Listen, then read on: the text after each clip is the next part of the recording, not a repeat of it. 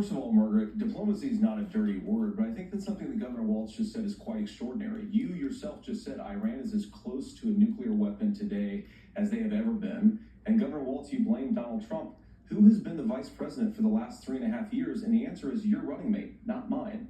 Donald Trump consistently made the world more secure. Now, we talk about what the sequence of events that led us to where we are right now, and you can't ignore October the 7th, which I appreciate Governor Walz bringing up. But when did Iran and Hamas and their proxies attack Israel? It was during the administration of Kamala Harris. So Governor Walz can criticize Donald Trump's tweets, but effective, smart diplomacy and peace through strength is how you bring stability back to a very broken world. Donald Trump has already done it once before. Ask yourself at home, when was the last time, I'm 40 years old, when was the last time that an American president didn't have a major conflict break out? The only answer is during the 4 years that Donald Trump was president.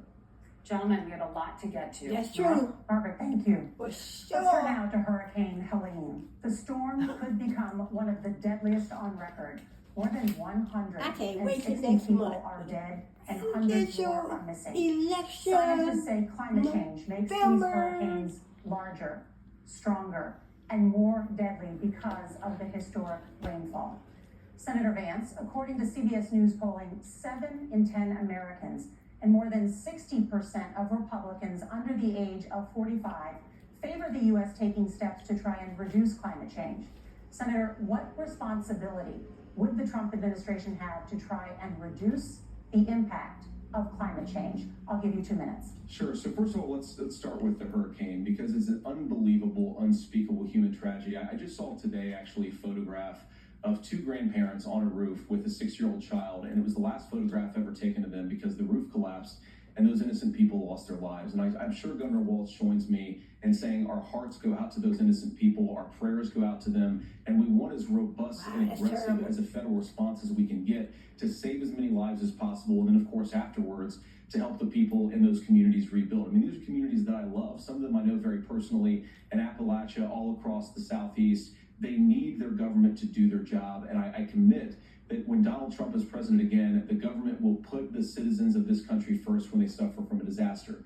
And Nora, you asked about climate change. I think this is a very important issue. Look, a lot of people are justifiably worried about all these crazy weather patterns. I think it's important for us, first of all, to say Donald Trump and I support clean air, clean water. We want the environment to be cleaner and safer. But one of the things that I've noticed some of our Democratic friends talking a lot about is a concern about carbon emissions, this idea that carbon emissions drives all of the climate change.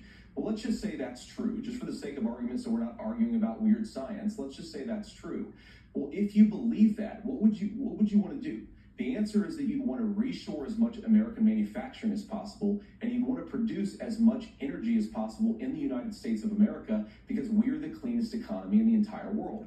What have Kamala Harris's policies actually led to? More energy production in China, more manufacturing overseas, more doing business in some of the dirtiest parts of the entire world. And when I say that, I mean the amount of carbon emissions they're doing per unit of economic output. So if we actually care about getting cleaner air and cleaner water, the best thing to do is to double down and invest in American workers and the American people. And unfortunately, Kamala Harris has done exactly the opposite. For sure. Governor Walz, you have 2 minutes to respond. Well, we got close to an agreement that all those things are happening. Trump for president. It is a horrific tragedy with this hurricane, and my heart goes out to the folks that are down there in contact with the governors. I serve as co-chair of the Council of Governors as we work together on these emergency managements. Governors know no partisanship. They work together to all of the governors and the emergency responders on the ground. Those happen on the front end. The federal government comes in, makes sure they're there so that we recover, but we're still in that phase where we need to make sure that they're staying there, staying focused. Now look, coming back to the climate change issue, there's no doubt this thing roared onto the scene faster and stronger than anything we've seen. Senator Vance has said that there's a climate problem in the past. Donald Trump called it a hoax and then joked that these things would make more beachfront property to be able to invest in. What we've seen out of the Harris administration now, the Biden-Harris administration, is we've seen this investment. We've seen massive investments, the biggest in global history that we've seen in the Inflation Reduction Act, has created jobs all across the country. 2,000 in Jeffersonville, Ohio, taking the EV technology that we invented and making it here. 200,000 jobs across the country. The largest solar manufacturing plant in North America sits in Minnesota. That's the same But thing my Vance farmers was know climate saying. change You know, is real. jobs They see here in the 500 United droughts, States of 500 America. floods back to back. But what they're doing is Create adapting, more and this jobs allows them here to in the compete. USA. Look, I harvest corn, I harvest soybean, and I harvest wind. Ooh. We're producing more natural gas and more oil at any time than we ever have. We're also producing more clean energy. So the solution for us is to continue to move forward, that climate change is real. Reducing our impact is absolutely critical, but this is not a false choice. You can do that at the same time you're creating the jobs that we're seeing all across the country. That's exactly what this administration has done. We are seeing us becoming an energy superpower for the future, not just the current. And that's what absolutely makes sense. And then we start thinking about how do we mitigate these disasters. Thank you.